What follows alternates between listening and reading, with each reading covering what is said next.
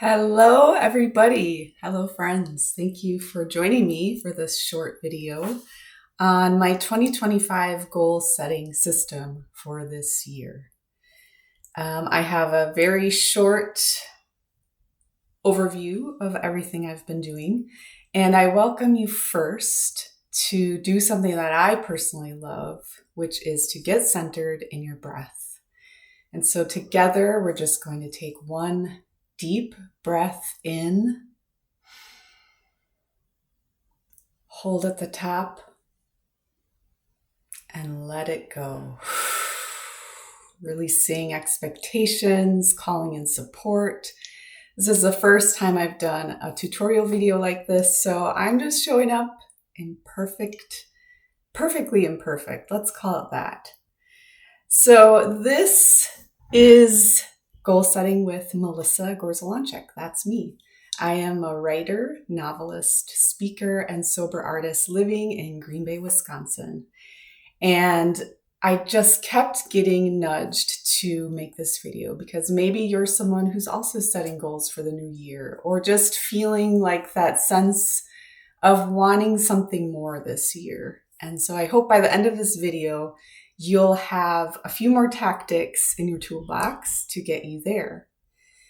I am super grateful for all of the resources that have come my way as I start thinking about what I want to call in for this year ahead. And really for my life, for my most aligned, best life. And that's something I'm working on every single day. So one of the things I start with is vision. And I was lucky enough to attend a vision board workshop at Jen Star Yoga Studio, which is a local place in Green Bay. And I created this vision board yesterday. And this is, it has some pretty clear goals, like my books are bestsellers, but it also is just like a vibe. And it has like some symbolism and things I find pretty, things I find enjoyable, some writing areas, and it just really speaks to me. So that was really a cool way to kick off this new year, which is part of my system. So my goal setting system starts with vision, then I set goals, then I set tactics, then I bring it into the earthly realm every week with weekly planning and accountability. And I'll get back to this because this is really a system that I learned in this book. And so one of the reasons I am recording this today is because this book is due to the library. It is like 3 days late. So sorry in advance to anyone in my community who's waiting for this. But it's called the 12-week year, get more done in 12 weeks than others do in 12 months. So kind of maybe a stressful thought to some. It's written by Brian F. Moran and Michael Lennington. And it's really a businessy kind of book, but I embraced it from the creative projects that I want to get done this year. And the creative projects I want to give love to this year, love and attention.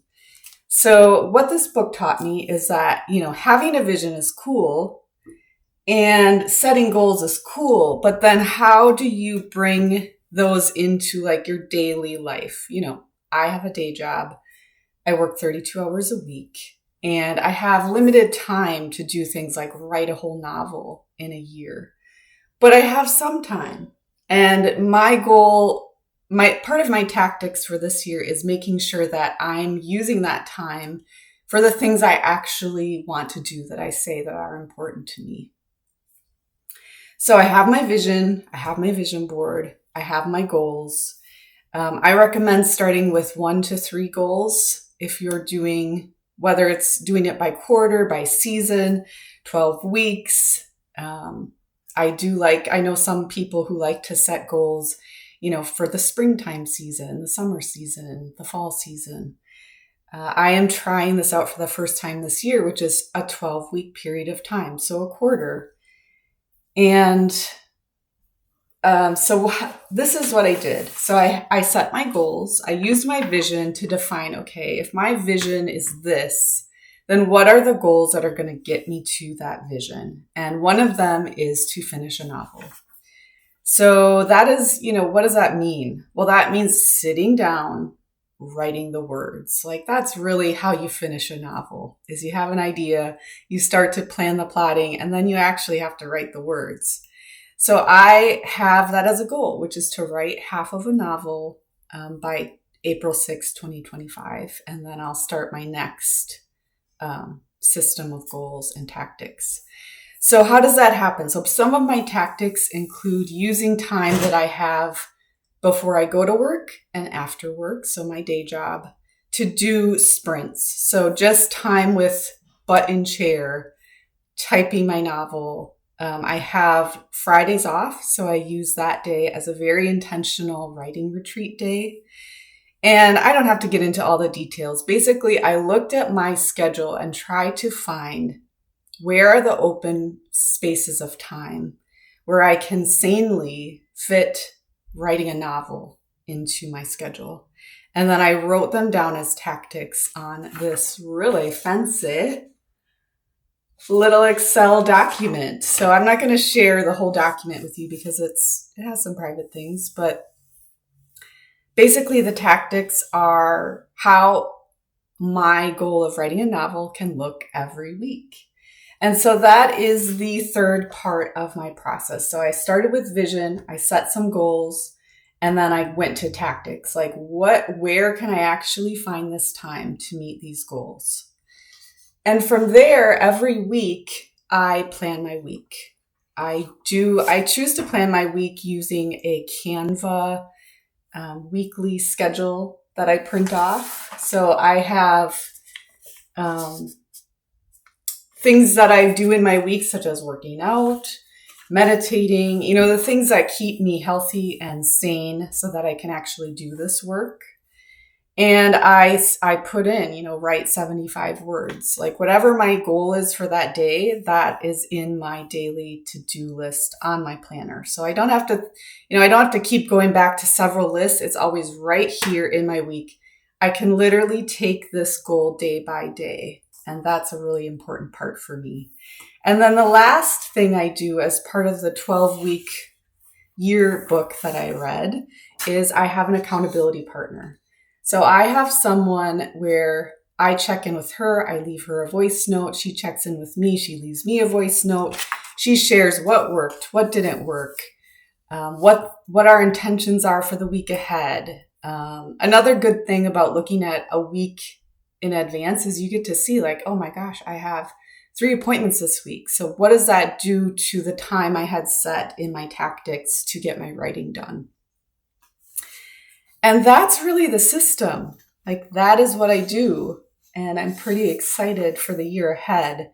A few extra things I did that weren't part of the book were I wrote down a list of things that I already know are the keys to my success. So a few of those things include going to meetings. So I'm a sober artist, and going to 12-step meetings is a big part of my success. Without recovery, I don't have the success that I want in my life. So going to meetings, having good self-care, sensitivity hygiene. I'm a highly sensitive person, so I often need to wear earplugs or dim the lights, or, if I'm starting to feel dysregulated, I have to take a step back and take care of myself. I also journal, I read, I meditate, I take baths for just enjoyment and to help settle my nervous system. I also, as part of this process, have deleted some things from my schedule. So sometimes you might look at your schedule and be like, I literally don't have extra time. And then that's where the vision comes in. It's like, well, if your vision is this, maybe something has to give. The other thing that I did this year was make a list of rewards. So when I meet the tactics that I set out each week, I am planning to reward myself. So some of those rewards include just like cozy TV binge time. Gilmore Girls, and just treating myself in small ways. Like, it doesn't have to cost $20, but it could be like a new lipstick or something that sounds fun that day. I don't know what it will be. Taking a nap, that's a great reward. Or some fresh flowers or some eucalyptus for the shower. So just start to think of ways that you can celebrate along the way. Like, yes, writing the novel is the big goal, but how can I celebrate like all the good things I'm doing on the journey? I hope that this has helped you. I am grateful that you stayed this long to this video, and I welcome any questions you have. Feel free to leave them in the comments. Any questions that you have or things that were confusing, just let me know. And the last thing I'm going to do is I have one of my card decks, and I'm just going to pull a card for us, asking for any further guidance about the year ahead and setting goals and what we need to know. So let's just see what this card deck has to say. Ooh, this is a great one. The message is, be clear about what you want. And I could not agree more. I've personally manifested some really cool things in my life solely by following this advice, being clear about what I want. So what do you want for 2025? Let's call it in. Let's experience success. Thank you again for being here, and sending you lots of love and light.